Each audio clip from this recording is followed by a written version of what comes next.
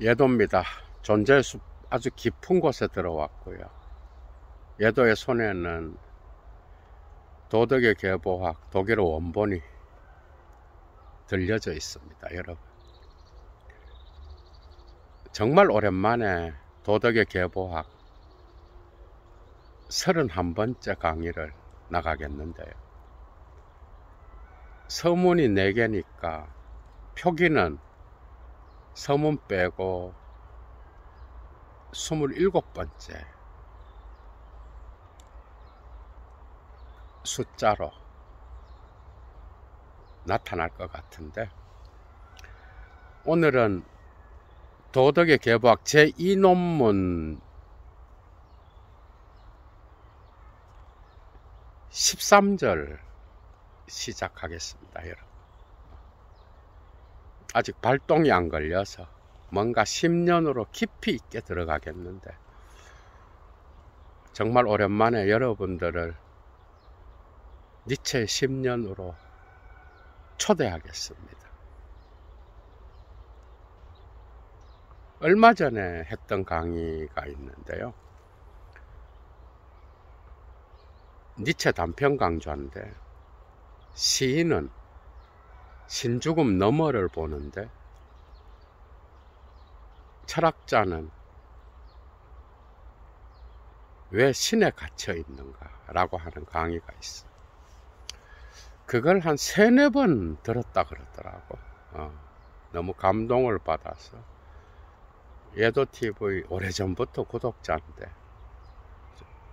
좀 유명한 시인이에요. 예도한테 시를 써서 한 편을 보냈는데 여기서 읽어드릴 수는 없고,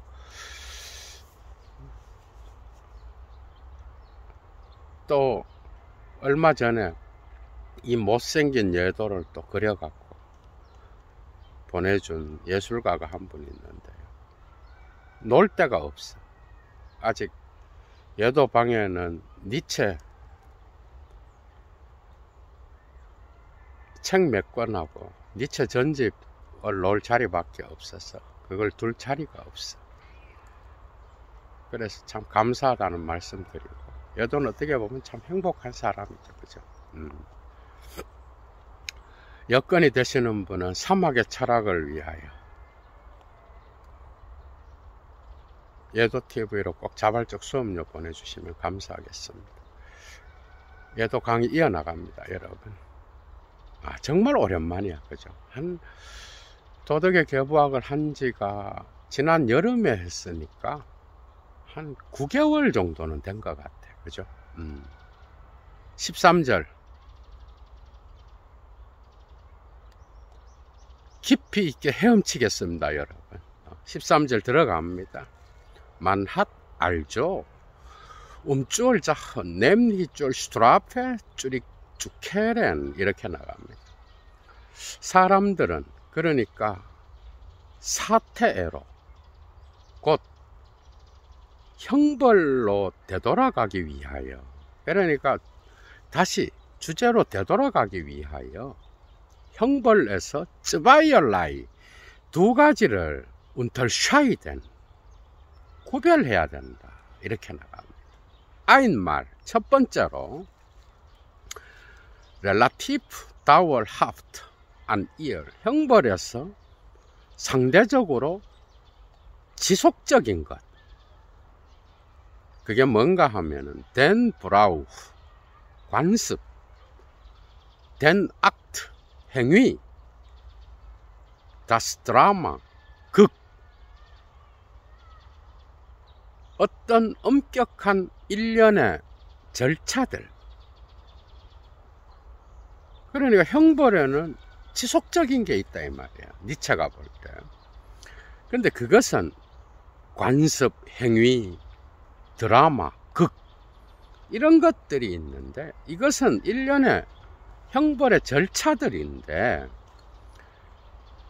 이런 것들은 역사의 변화 속에서도 지속되는 거다 이 말이에요.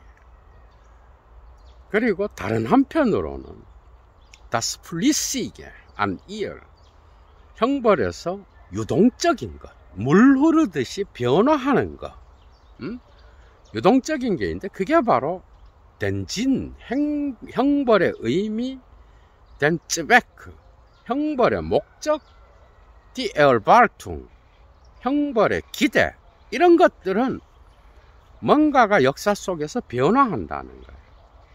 그러니까 이러한 형벌의 절차들의 실행과 연결된 그런 기대가 있다 이 말이에요. 정리하면은 역사 속에서 어떤 형벌의 절차도 변해요 사실은. 그런데 그 절차는 그래도 지속적인 거고, 이 절차의 의미, 목적, 그리고 절차를 실행하는 것에 있어서 관계된, 연결된 그런 기대가 있는데, 이런 것들은 변화하는 거예요. 그 형벌의 절차는 지속적이고, 절차의 의미, 목적, 그 다음에 이 절차를 실행하는 것에 있어서, 그죠? 나타나는 그런 기대가 있는데, 이런 것들은 뭔가 변화를 한다 이 말이에요. 요 두 개를 잘 여러분들이 지속적인 것과 유동적인 것을 감을 잡아야 이 니체의 사유를 따라갈 수 있어요 여러분들. 계속 나갑니다. Hierbei wird ohne weiteres vorausgesetzt per Analogia, 이거 라틴어로 또 써놨어. Gemäß dem eben entwickelten Hauptgesichtspunkt der historischen Methodik, 이렇게 나갑니다. 독일어를 들고 원문을 읽을 때 여러분들이 독일어를 들고 따라오시면 제일 좋은데,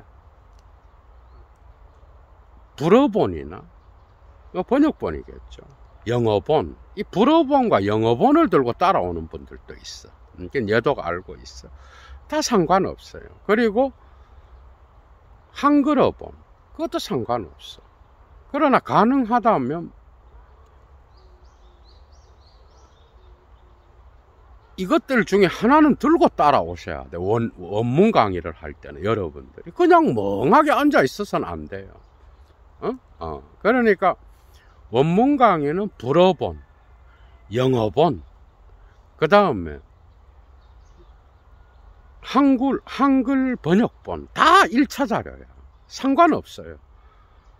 1차 자료 번역본을 들고 있든 아니면 독일어 원본을 들고 있든 상관없어요. 그러나 그 중에 하나는 들고 따라오셔야 돼요. 그럼 여러분들은 예도가 직독직해하는 독일어본을 또 들으니까 어쨌든 여러분들이 무엇을 들고 있든 그것과 예도가 직독직해하는 것, 예도본, 예도 번역본, 두 개는 여러분들이 갖고 따라가는, 거기다 철학적 코멘타리까지, 그죠? 뭔가 철학을 아는 분은 이 1차 자료에 대하여 엄청난 거죠. 엄청나게 기다린 분들이 많대. 그런데 철학이라는 게 이것만 할 수가 없잖아, 그죠? 포스트 모더니즘 막 헤엄치다가 이제 다시 돌아온 거야. 계속 나갑니다. 여기에서 ohne weiteres, 손쉽게 비얼트 포라우스 게제츠트 페르 아날로기아, 유비적으로 전제되는 것이 있어. 그런데 방금 전개된 역사적 방법론의 주된 관점에 따라서 볼 때 유비적으로 손쉽게 전제되는 게 있다 이 말이야. 다스 세 가지로 나타나는데요. 그게 뭔가 한번 봅시다. 절차 자체는 형벌을 위하여 절차를 이용하는 것보다 더 오래된 것이며 더 앞선 어떤 것이라는 것, 이게 전제된다. 그러니까 절차 자체가 형벌을 위하여 절차를 이용하고 사용하는 것보다 더 오래됐다 이 말이에요. 이게 전제되고, 두 번째는 형벌을 위하여 절차를 이용하는 것, 이것은 비로소 오랫동안 갈로 속에 있는 걸 번역합니다. 오랫동안 현존했지만 그러나 다른 의미로 일반적으로 통용되는 그러한 절차 안으로 비로소 집어넣어져서 히나인 게도이테트 볼덴 이스트 삽입되거나 집어넣어져서 해석되었다는 것, 이게 또 전제되는 거예요. 그러니까 역사적 진행 과정 안에서 형벌의 절차 자체가, 그죠? 어떤 형벌을 위하여 사용되었는데 그 사용이 절차 자체 안으로 넣어져서 해석되었어.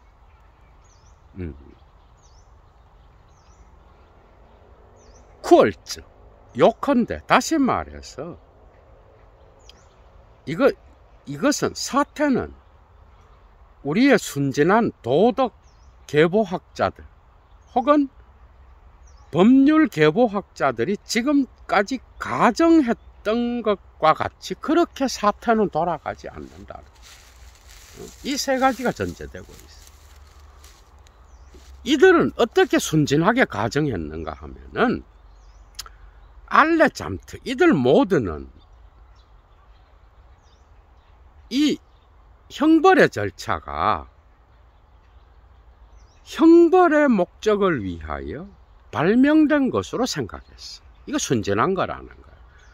다시 말하면 사람들이 예전에 손이 붙잡을 목적으로 고안되었다고 생각한 것처럼 법률도, 그게 손이라는 거는 붙잡기 위해서 만들어졌고 발은 걷기 위해서 만들어졌다.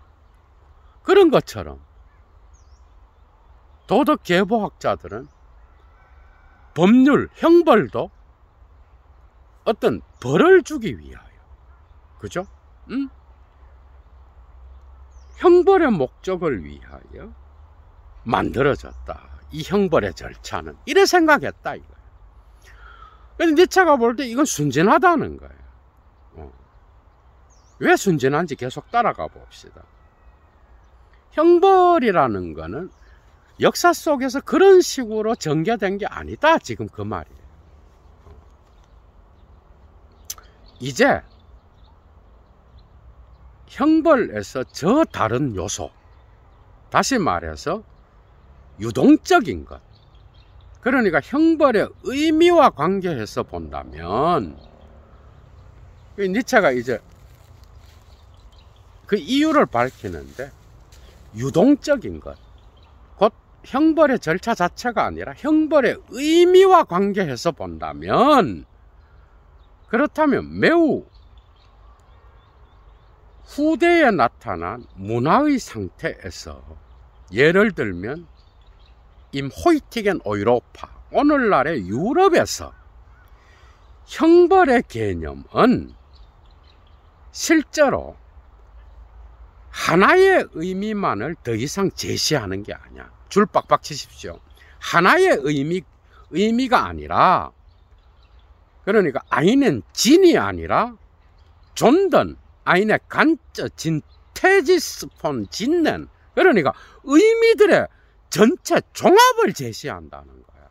그게 하나의 의미만을 제시하는 게 아니라 의미들의 어떤 전체 종합, 의미들의 어떤 종합적 구원을 제시하고 있다 이 말이에요. 형벌이라는 개념. 그래서 하나의 의미로 개념화될 수가 없고 다양한 의미들의 전체 종합, 진테제를 제시한다 이 말이에요. 계속 따라갑니다. 그래서 Die bisherige Geschichte der Strafe überhaupt, 형벌 일반의 지금까지의 역사, 곧 다양한 목적을 위하여 형벌이 활용되었던 역사, 이것은 kristallisiert sich zuletzt in eine Art von Einsicht, 결국은 일종의 어떤 통일성으로 그 형태가 결정화되는데, 그 통일성은 뭔가 하면은 슈베어 레슬리 용해하기가 어려워. 그러니까 풀어내기가 어려워. 해결하기가 어렵고, 슈베어 쭈아날리지렌 분석하기가 어려우며, 우리는 또한 이것을 강조해야만 되는데, 전적으로 운 데피니얼바르 정의하기가 어려워. 그런 통일성으로 결정화되는 거예요. 응? 형벌의 역사는. 그러니까 분석하기도 어렵고, 어떤 것을 용해해서 해명하기도 어려워. 그러니까 그것은 또 뭐야? 운 데피니얼바르 정의하기도 어려워. 그런데 이 통일성은 존재하긴 한다는 거예요. 응? 계속 나갑니다. Es ist heute unmöglich, bestimmte zu sagen, warum eigentlich gestraft wird. 자, 도대체 왜 형벌을 받는지를 bestimmte, 명확하게 주자겐 말한다는 것은 오늘날 불가능해요. 그러니까 왜 형벌을 받는지, 그 의미를 명확하게 말한다는 건 불가능해, 오늘날. 그러니까 순진한 도덕 계보학자들과 법률학자들, 여러분들도 들어가. 아니, 형벌의 의미는 범죄자에게 벌을 주기 위한 거 아니냐? 다 그래 생각한다. 그러나 그 의미는 하도 다양해서 명확하게 정의를 내린다든지, 그것을 하나로 규정해서 이야기한다는 것은 불가능하다, 이 말이에요. 지금 니체는. 그 이유를 계속 따라가 봅시다.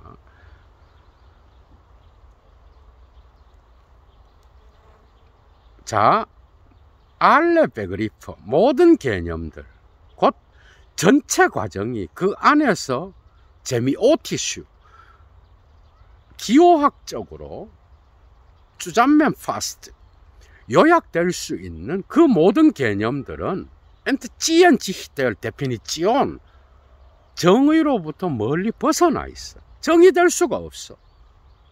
자, 니체의 견해가 나옵니다. Definierbar ist nur das, was keine Geschichte hat. 역사가 없는 것만이 정의될 수 있는 거예요. 그러니까 어떤 절차가 역사를 통하여 변해왔으며, 그리고 그 절차의 의미도 계속해서 변해왔어. 각 시대마다 달라. 벌써 푸코가 보이죠, 그죠? 그런데 그것을 정의한다는 것은 어떤 순진한 분석이 돼버리는 거예요. 역사가 없는 것만이 정의될 수 있는 거예요. 자, 갈로 닫고 계속 나갑니다. In einem früheren Stadium erscheint dagegen jene Synthesis von Genen noch letztlicher, auch noch verschiebbarer. 자, 보다 앞선 단계에서, 역사의 단계겠죠, 그죠? 단계에서 이에 반하여 저 의미들의 종합은 초기 단계에서는 훨씬 더 용해될 수 있으며, 또한 훨씬 더 잘 옮겨질 수 있는 것처럼 보여요. 그러니까 초기 단계에서는 이 의미들의, 형벌의 의미들의 종합은 뭐야? 해명하기가 더 쉽고, 풀어내기가 더 쉽고, 그 다음에 그래서 어떤 상태로 옮겨 적용될 수 있는 것처럼 보여. 초기 단계에서는. 역사가 계속 진행되면서 이게 불가능하게 됐다, 이 말.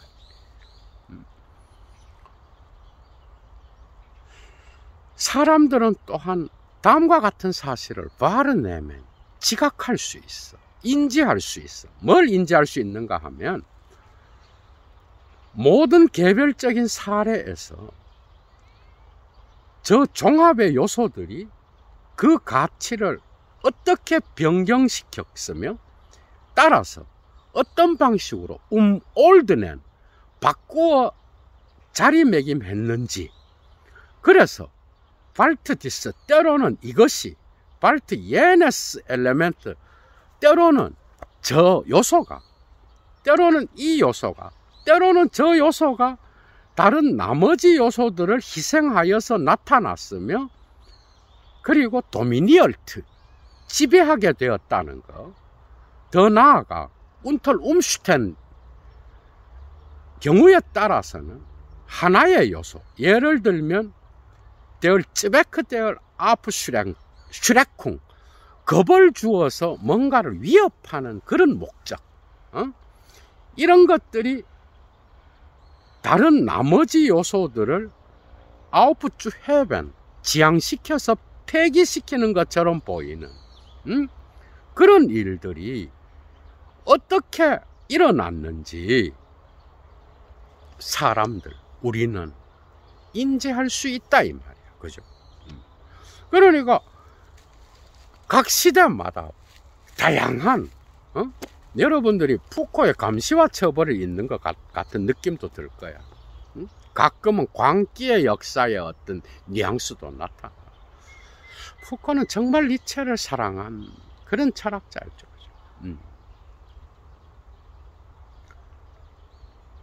나중에 유용성이라는, 효용성이라는 개념도 푸코가 갖고 갔는데, 그건 그때 가서 이야기하겠습니다. 자, 그러니까 시간이 지나면서 저 의미의 종합의 요소들은 가치를 변화시켰어. 그래서 역사 안에서 바꾸어서 자리매김되었어. 때로는 이것이, 때로는 저 요소가 다른 모든 요소들을 희생시켜서 지배하게 되었고, 그죠? 역사가 변화되면서 다양한 방식으로 그 절차가 변화되어 왔다 이 말이에요. 계속 나갑니다. wenigstens eine Vorstellung davon zu geben, wie unsicher, wie nachträglich, wie akzidentiell der Sinn der Strafe ist und wie ein und dieselbe Prozedur aufgrund verschiedener Absichten hin benutzt, gedeutet, zurecht gemacht werden kann. 이렇게 돼 있어. 이 중요한 거죠, 그죠? 자, 다음과 같은 것에 대한 어떤 표상을 제시하기 위하여, 자, 뭐에 대한 표상인가 하면은 형벌의 의미가 얼마나 불확실한지, 얼마나 추후적으로 부과되었는지, 얼마나 우연하게 나타났는지, 또한 하나의 동일한 절차가 어떻게 다양한 의도에 근거하여 베니치트, 사용되고 해석되고 정돈될 수 있는지, 이런 것들에 대한 표상을 제시하기 위하여 여기에 어떤 도식이 서 있다 이 말이에요. 그런데 이 도식은 비교적 작고 우연한, 적은, 그러나 우연하게 발생한 자료에 근거하여 내가 몰두했던, 니체가 몰두했던 도식이 여기에 나타나고 있다 이 말이에요. 지금 칸트 갖고 말장난하고 있어. 이거 독일어로 안 보면 이해 안 됩니다. 그러게 니체는 이 형벌에 대하여 어떤 적은 자료를 갖고 다음과 같이 분석한 도식이 있는데, 이것은 앞에 다양한 어떤 변화의 표상을 제시하기 위한 도식이다 이 말이에요. 이 칸트 생각나죠? 칸트한테서 도식이 뭐예요? 이게 여기서 이제 클래스가 나타나. 여러분 절대 못 잡아요. 영어 불어로 읽어도 못 잡아요. 이거 칸트가 장난하는 거예요. 그러니까 뭐죠? 어떤 형벌의 의미가 불확실하고 얼마나 추후적으로 부과되었고 얼마나 우연하게 나타났는지 이것에 대한 표상을 제시하기 위하여 니체가 비교적 작은 자료를 갖고 몰두했던 도식이 여기에 나타난다 이 말이에요.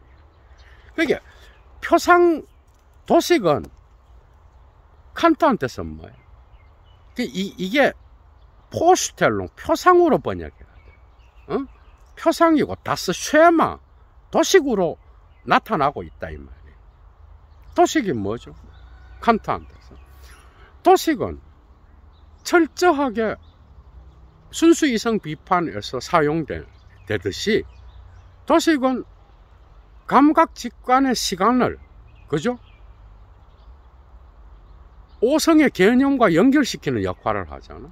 근데 도식은 칸트한테서는 언제나 상상력과 관계하고 있어. ein Bildungskraft. 바깥에서 어떤 감각 직관을 통하여 대상이 들어오잖아. 그러면 감각 내적 형식인 시간과 관계해. 그죠? 그런데 이때 이 들어온 이 표상은 다양한 것들이 들어와. 이때 오성의 어떤 범주가 여기에 적용되는데 이게 나중에는 나는 생각한다라는 통각으로 하나로 그죠? 이 시간이 감각 내적 형식의 시간이 질서 잡히잖아. 그죠? 그러니까 칸트는 도식은 뭐야? 도식은 상상력과 관계되는데 이것은 언제나 감성의 도식인 거야. 그러니까 미리 주어져 있는 오성의 범주를 보다 더 생생하게 만들어주는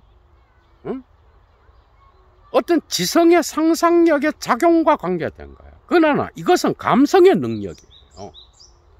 그래서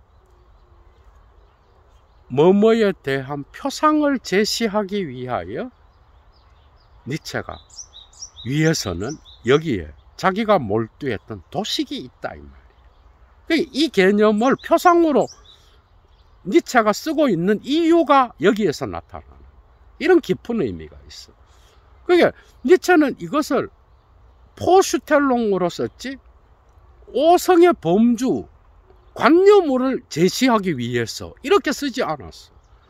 뭐뭐에 대한 표상을 제시하기 위하여 뭐뭐에 대한 도식이 여기에 서 있다 이 말이에요. 칸트를 갖고 말을 장난한 거죠. 그죠? 그게 도식은 언제나 표상과 관계돼 있죠. 그죠? 감각 내적 형식인 시간을 상상력을 통하여 그러니까 우리 인간의 지성이 이것을 통하여 어떤 것에 대하여 바깥에서 들어온 대상에 대한 표상을 다양한 방식으로 이미지를 갖고 상상하는 그게 도식의 역할인 거예요. 그래서 표상이라 그랬어요. 여기서 니체가 그냥 쓴 게 아니에요. 이런 단어조차도 이런 깊은 의미가 있어. 그러면 니체가 비교적 적은 자료 그리고 우연한 자료를 갖고 몰두했던 도식이 서 있는데 그 도식을 한번 봅시다. 어떤 게 있는지 봅시다.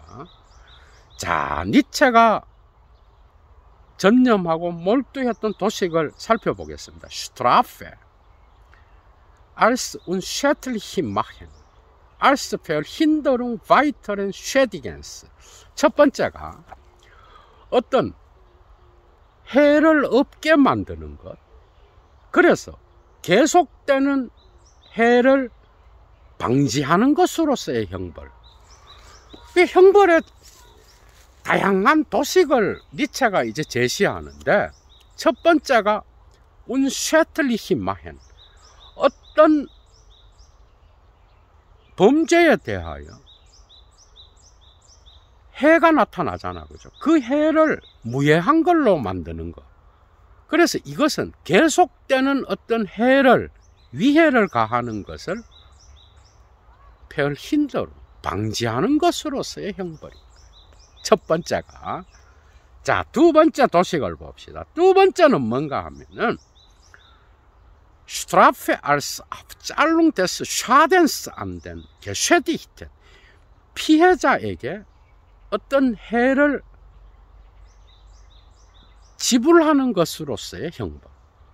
그러니까 해를 너가 입혔으면 피해자에게 이 해를 위해를 가한 것에 대하여, 손해를 본 것에 대하여 그것을 압잘롱, 상환하고 갚아야 된다 이 말이에요. 이런 형벌이 있고, 세 번째는 뭔가 하면은 Strafe als Abzahlung. 요건 했죠. 자, 근데 요 피해자에게 해를 상환하고 갚는 것으로서의 형벌에는 in irgendeiner Form, 어떤 형식으로 나타나는데 갈로하고, 그것은 in der einer Affekt Kompensation, 그러니까 어떤 감정을 보상하는 형식으로도 나타납니다.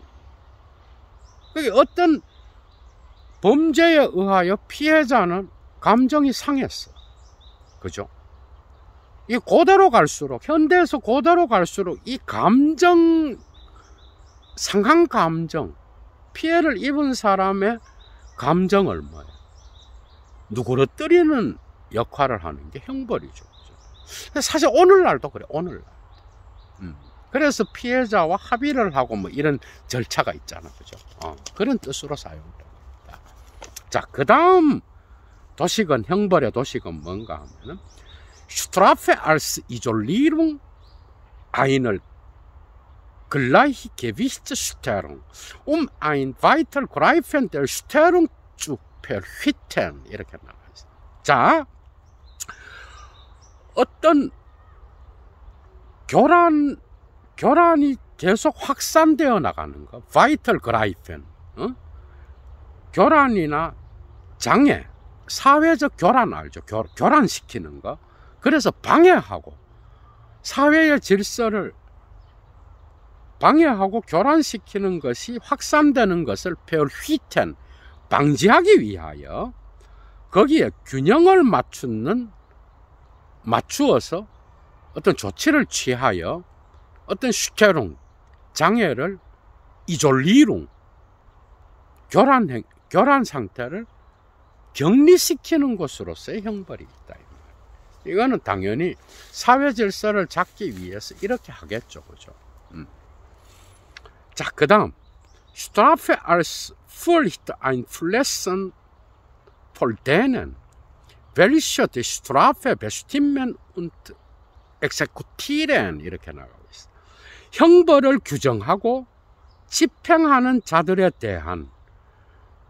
대하여 두려움을 einfließen, 불어넣는 것으로서의 형벌이 있어. 그 옛날에 여러분 봐봐, 형벌을 집행하는 자, 그 왕이 될 수도 있어. 대역죄를 범한 자는 뭐예요? 왕의 위엄을 손상시켰다 이 말. 그래서 형벌을 규정하고 집행은 딴 사람이 하지만 그거는 왕이 시켜서 하는 거잖아. 그죠? 그 위험을 되찾기 위하여 집행하는 자들에 대하여 공포를 불어넣는, 이런 것들은 뭐야?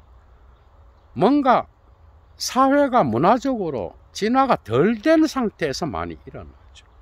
우리도 옛날에 예를 들면 검사의 권위라든지, 아니면 경찰이 범죄자를 잡아서, 그죠? 위협을 한다든지, 오늘날도 그래서 겁을 줘서 그 기강을 바로 세우는, 그래서 형벌을 집행하고 규정하는 자에 대하여 공포를 불어넣는 것으로서의 형벌도 존재한다 이 말. 그대로 가면서, 옛날로 가면서 이게 더 심했겠죠. 그죠? 재밌죠 여러분? 오랜만에 하는데 예도도 정말 재밌고 자유스럽습니다 여러분. 자, 그 다음 형벌의 도식은 뭐가 있는지 봅시다. Strafe als eine Art Ausgleich für die Vorteile, welche der Verbrecher das dahin genossen hat. 자, 범법자가 지금까지 누려왔던 이점에 대하여 일종의 조정으로서의 형벌. 어떤 이점을 범죄자가 범죄를 행하기 전까지 genossen hat, 누려왔던 어떤 포타일이 있겠죠. 그죠? 그 장점과 이점을, 그죠? 조정하는 것으로서의 형벌. 뭐 박탈한다든지 빼앗아서 그 범죄에 맞게 균형을 잡는다 이 말이야. 아우스글라이히가 여기서. 그런데 예를 들면 니체가 갈로로 이렇게 표기해서 자기가 직접 써놨어. 예를 들어 쭌바이슈필. 자, wenn als Sklave nutzbar gemacht wird. 자, 이 범죄자가 광산 노예로서 이용되는 경우에, 노예로서 이용되어서 범죄자가 되기 이전의 이점들을 박탈하여 균형을 맞추는 거. 벌로서. 이런 형벌이 있고. 자, 그 다음은 뭔가 하면 Strafe als Ausscheidung eines enthaltenden Elementes 갈로 unter Umständen eines ganzen Zweigs 빛나하 히네지션 레이터. 중국이 나와서 중국이. 이건 한국에도 적용될 수 있겠죠. 자, 어떤 형벌이 있는가 하면 퇴화하는 요소를 아우스샤이든 분리해내는 것으로서의 형벌. 퇴화하는 요소가 있겠죠. 사회 공동체에 해를 입혀서 저거는 암적 존재다. 뭔가 썩은 것을 도려내야 된다. 우리 속담에도 있죠. 그죠? 그런 요소를 분리해내. 아우스샤이든. 떼낸단 말이야. 어떤 공동체로부터. 그런 것으로서의 형벌. 이건 어떤 게 있는가 하면 경우에 따라서 중국법에 따라서 볼 때 전체 가지를 분리해서 떼내는 경우가 있어. 예를 들면 일족을 멸한다든지, 뭐 우리도 사극이나 이런 거 보면은 삼족을 멸하겠다 그러고 막 이러잖아. 그죠? 지금 그거야. 전체 가지를 잘라내는 거야. 공동체로부터 분리해내는 거야. 이런 형벌이 있었다. 무섭죠. 그죠? 따라서 이거는 어떤 수단으로 사용되는 형벌인가 하면은 zur Reinerhaltung der Rasse. 자, 인종의 순수한 보존을 위한 수단으로서 사용되고, 혹은 Festhaltung eines sozialen Typus. 자, 사회적 유형을 고수하기 위한 수단으로서 나타났던 그런 형벌이다 이 말. 그게 어떤 종족이나 인종을 공동체 안에서, 그죠? 순수하게 보존하는 수단. 그래서 벌을 준다 이 말. 이런 것들은 고대에 많았어. 옛날에 고대 시대에 어떤 공동체에 범죄자가 죄를 지면 뭐야? 우리 공동체를 더럽혔다 이거야. 그래서 잘라내버려. 그죠? 추방해버려. 이게 이제 현대로 오면서 이 형벌이 점점 바뀌게 되죠. 그죠?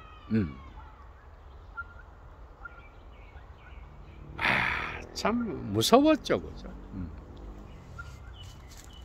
미셸 푸코의 감시와 처벌에도 나타나는데, 얘도 이미 다 강의를 해놨어. 자, 계속 나갑니다, 여러분. 이런 형벌이 있고. 자, 그 다음 Strafe als Fest, nämlich als Vergewaltigung, 블라블라. 자, 축제로서의 형벌이 있어. nämlich, 다시 말해서 곧. 이런 형벌은 뭔가 하면은 마침내 패배한 적을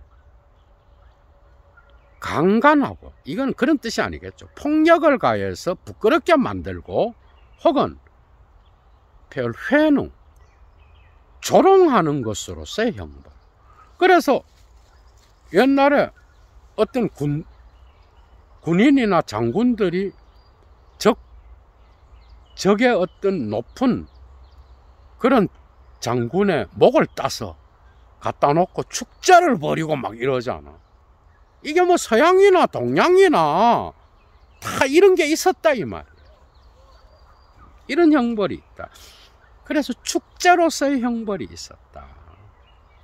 자, 그 다음 Strafe als ein Gedächtnis machen, 기억을 만드는 것으로서의 형벌이 있었는데, 이거는 형벌을 직접 경험하는 자에게서든, 소위 이런 형벌은 베서롱, 교도하고 개심하고 개선하는 목적을 위하여 사용된 그런 형벌이었어. 그래서 기억을 시키는 방식으로, 기억을 시켜서 다시는 못하게 하는, 형벌에는 이런 특징이 있죠. 그죠? 그리고 피얼 디 쪼이겐 데얼 엑세쿠치온, 자, 어떤 이 형벌의 집행을 목격하는 자를 위해서건, 형벌을 직접 당하는 자를 위해서건, 어찌되었건 소위 이것은 계도하고 어떤 것을 교도하는 그런 역할을 갖고 있었던 형벌인데, 이건 바로 기억을 만드는 것으로서의 형벌이었다 이 말이에요. 니체가 정리한 거예요, 이게. 역사적으로 고대로부터 지금까지 니체가 살았던 19세기까지. 자, 그 다음에 어떤 형벌이 있었는가 하면 Strafe als Zahlung eines Honorars aus Bedingungen seitens der Macht, 자, welche den Übeltäter von den Ausschweifungen der Rache schützt. 자, 어떤 범죄자를 보복의 무절제로부터 보호하는 힘, 맞죠? 그죠? 고대로부터 형벌이 생기면서 직접 보복을 하지 못해요. 국가가 점점 강해지면서 어떤 사법기관이나 형벌기관에 이걸 맡기는 거잖아. 그죠? 근데 그전에는 직접 보복해버렸어. 그러니까 보복의 무절제로부터 이 범죄자를 보호하는 힘, 권력의 편에서 약정된 사례금의 지불로서의 형벌, 이런 게 있었다 이 말. 보호하는 대신 너는 뭔가 사례금을 내든지, 거기에 맞는 돈을 내므로써 벌을 대신해라, 이런 게 있었다. 이 사례금이 또 다른 방식으로 어떤 이 힘의 관점에서 약정된 거야. 그죠? 그러니까 범죄자는 여기에 죄를 진 이상은 거기에 따라야 되겠죠. 그래서 중간에서 사법기관이 역할을 하고 직접 피해자가 이 해를 입힌 범죄자에게 보복을 할 수 없게끔 만드는 이런 게 있어요. 이거 앞에서도 했어. 그죠? 이런 형벌이 있고. 자, 그 다음 재미있죠. 그죠?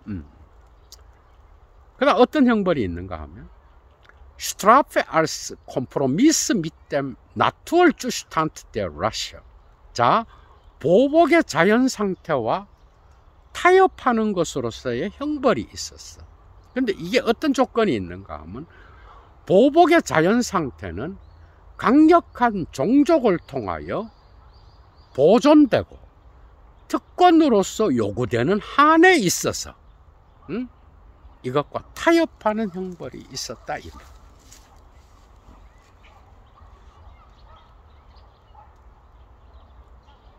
참, 보복의 자연 상태와 타협하는. 이거는 옛날에 많았겠죠. 그죠? 오늘날보다. 오늘날 법은 현대로 계속해서 발전해 오면서, 그죠? 직접 보복은 불가능하게 됐어. 그러니까 오늘날 현대사회에서 우리나라에서도 보면 범죄자를 잡으면 비난하고 그걸 보고 뭐 카메라가 갖다 대면서 욕을 할 수는 있지만 직접 보복은 못해. 큰 범죄를 저질렀을 땐 가장 큰 벌이 뭐예요? 신상 공개해버리잖아. 그죠? 그런 것들이 있는 거예요. 자, 그 다음 어떤 게 있는가 하면은 전쟁 선포로서의 형벌, 그리고 전쟁의 규칙으로서의 형벌이 있어. 그런데 이것은 뭐에 대항하는 벌인가 하면은 평화의 적, 법률의 적, 질서의 적, 당국의 적, 당국은 국가겠죠, 그죠? 국가기관의 적. 그래서 질서를 어지럽히는 이런 적이 있다 이 말이야. 이 범죄자지 뭐.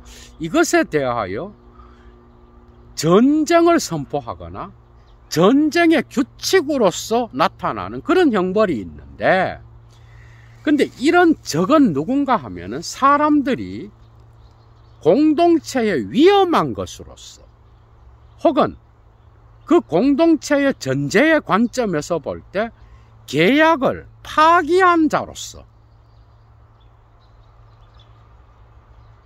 여겨지는 그런 존재가 바로 적이다 이 말이에요. 그런데 이 사람들은 어떤 사람인가 하면은 아이는 emperor, 자, 선동가, 페어레터, 배방자, 그리고 프리덴스 브레셔, 평화를 깨는 자, 이런 자로서 사람들이 위험하다고 생각하는 자, 이런 자들을 싸워서 퇴치해야 되는 그런 적이다 이 말이에요. 독일어로 백캠페는 정확하게 싸우다란 뜻인데, 싸워서 뭔가를 퇴치하여 박살을 낸다 이런 뜻이에요. 그냥 싸우다란 뜻이 아니에요. 응? 그래서 퇴치해버려. 이런 적들은 당연히 퇴치해야 되겠죠. 그죠? 이런 것으로서의 형벌이 있었다 이 말. 그런데 이런 사람들을, 이런 적을 어떤 방식으로 퇴치하는가 하면 이게 마지막 문장이야. 미텔름 미지 에벤델 크리크 안디 한트 기프트, 전쟁에서 사용된 수단을 갖고, 그러니까 뭐 무기지 뭐, 전쟁에서 사용했던 수단으로서 이들을 퇴치하여 싸워서 퇴치해버리는 전쟁 선포와 전쟁의 규칙으로서의 형벌이 있었다. 이게 니체가 형벌의 다양한 절차, 이게 지속적인 거죠. 그 형벌을 위하여 절차를 사용하는 것에서 나타나는 게 뭐예요?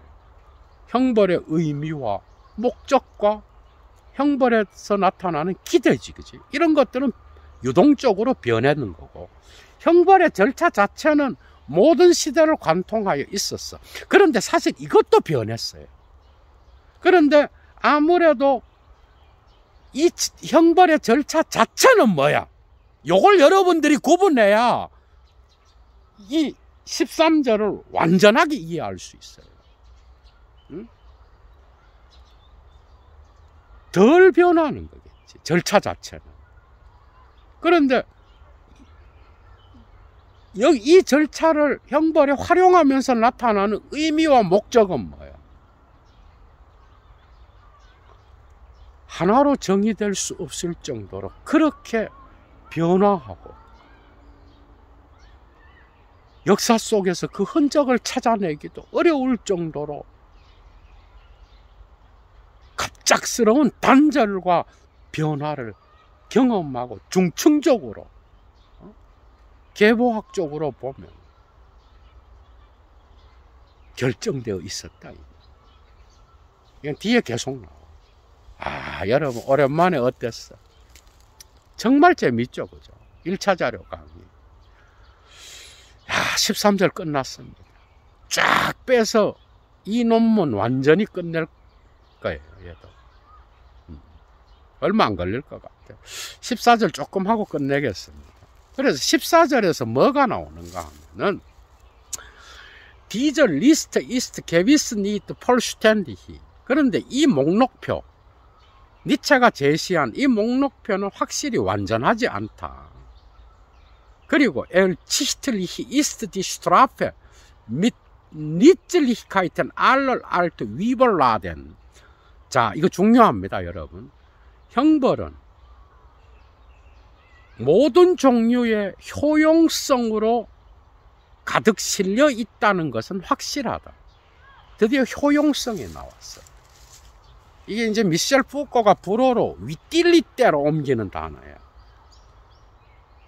유용성이죠, 그죠? 효용성이 더 좋아. 효과적으로 이 형벌을 활용하여 사용한다는 거예요. 그래서 니츠리히카이트, 이 매우 중요한 개념이에요. 그래서 14절에서는 형벌은 아주 모든 온갖 종류의 효용성들로 가득 실려 있어. 이 효용성을 잘 알아야 돼. 효과적으로, 그죠? 벌을 주면서 효과적으로, 경제적으로, 정치적으로, 이 푸코가 계속 연구했던 게 이런 쪽이잖아, 그죠? 감시와 처벌, 광기의 역사, 곳곳에서 나타나잖아. 응? 감금하고 광인들, 범죄자들을 어떻게 효과적으로 수용하면서 사회를 보호하면서 이들을 감금하여서 격리시키고, 육체적 형벌을 강하는 걸로부터 정신적인 인도주의가 나타나면서 정신적으로 나타나면서 어떻게 이들을 보다 더 효과적으로 통제할 수 있었는지. 미셸 푸코가 니체를 왜 좋아했는지 확실히 드러나죠, 여러분. 그죠? 정말 효용성이란 단어도 매우 중요합니다, 미셸 푸코한테. 푸코 강의가 예도가 이미 1시간짜리, 50분에서 1시간짜리를 거의 17개 해놨잖아, 그죠? 여러분 꼭 푸코도 참조하셔요. 효용성이 중요합니다. 그래서 형벌은 모든 온갖 종류의 효용성들로 가득 실려져 있어, 형벌에는. 이건 확실한 거예요. 계속 나갑니다. 에얼, 더욱이 Daarom man von ihr eine vermeintliche Nützlichkeit in Abzug bringen, die allerdings im populären Bewusstsein als ihr wesentlichste gilt. 자, 더욱이 사람들은 형벌로부터 어떤 추정상의 효용성을 공제하는 것이 허용된다. 그러니까 형벌로부터 형벌의 효용성, 추정상의 효용성이야. 근데 페얼마인틀리히요, 추정상의 효용성을 따로 빼낼 수 있어. 분리시킬 수 있다 이 말이야. 공제시킬 수 있어, 그죠? 그런데 이 추정상의 효용성은 어떤 건가 하면은, 물론 일반 대중의 의식 안에서 그 형벌의 가장 본질적인 것으로서 간주돼, 이 효용성. 그것을 형벌로부터, 그죠? 공제하여 분리시킬 수 있다 이 말이에요. 계속 나갑니다, 여러분. 그게 사람들의 의식 안에는, 일반인들의, 대중들의 의식 속에는 가장 중요한 게 이게 추정상으로 나타나지만 효용성이다 이 말.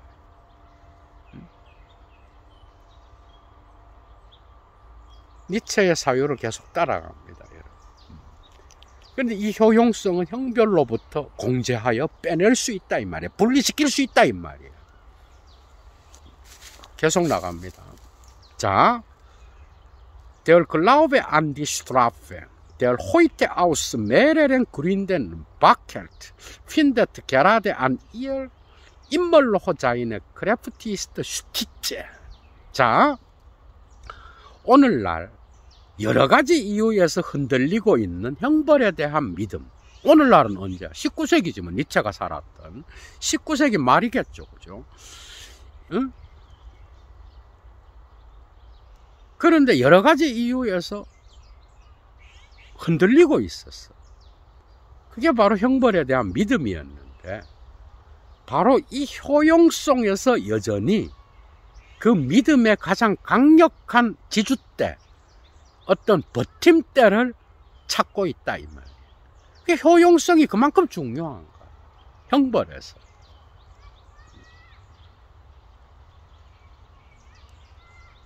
자, 한 줄만 더 하고 마칩니다, 여러분. 그래서 형벌은 가치를 갖고 있다고들 말해. 그런데 어떤 가치인가 하면은 죄를 지은 자에게 채무 감정을, 곧 죄책감을 일깨우는 가치를 갖고 있다고들 말해. 사람들은. 응? 형벌이. 그리고 사람들은 이것 안에서 나쁜 양심, 슐레이테스 게비센, 그 다음에 게비센스 비스, 이게 지금 쌍따옴표 쳐놨어, 니체가. 나쁜 양심과 양심의 가책이라고 불려지는 저 정신적인 영혼의 반작용에 참다운 도구를 이 형벌 안에서 사람들은 찾고 있어. 이제 니체는 양심의 가책, 여기 정신 분석해버려 이거를. 다음 시간에 이제 나올 거야. 나쁜 양심이나 양심의 가책이 어떤 방식으로 형벌과 연결되었는지. 니체는 완전 다른 방향으로 가. 근데 사람들은 이 형벌 속에서 어떤 범죄자의 죄책감을 일으키는 것, 이게 형벌의 가장 큰 목적이라고 생각해. 근데 니체는 완전 다르게 간다고. 그리고 사람들은 양심의 가책이나 나쁜 양심이라고 불려지는 영혼의 정신의 반작용, 이것을 형벌에서 찾아. 이 두 개 다 니체는 정신 분석해버려요. 이거는 표면적으로 보이는 현상이다 이 말이에요. 여러분들이 곧 니체가 왜 프로이트와 락강 못지않는, 그것보다 어떻게 보면 탁월한 문화의 심층의 정신분석학자인지를 여러분들이 확인할 겁니다. 다음 시간이나 그 다음 시간에 확인할 거예요. 마치 프로이트 원전을 읽는지 락강 원전을 읽는지, 이게 니체 원전이 맞는지 그게 헷갈릴 정도로 니체의 엄청난 분석력, 문화정신분석학적 분석력을 여러분들이 확인할 수 있을 거예요. 죄책감과 양심의 가책을 분석할 때 나타납니다, 여러분. 정말 오랜만에 강의했죠, 그죠? 여러분 정말 재미있었죠? 행복한 주말 보내시고요. 행복한 저녁, 주말 저녁 맞이하시기 바랍니다. 얘도 참 행복했습니다, 여러분. 오랜만에 니체 원전 붙잡고, 그죠? 차분하게 강의를 했는데, 얘도 행복합니다. 여러분들도 어디에 계시든 행복하시기 바랍니다. 추스!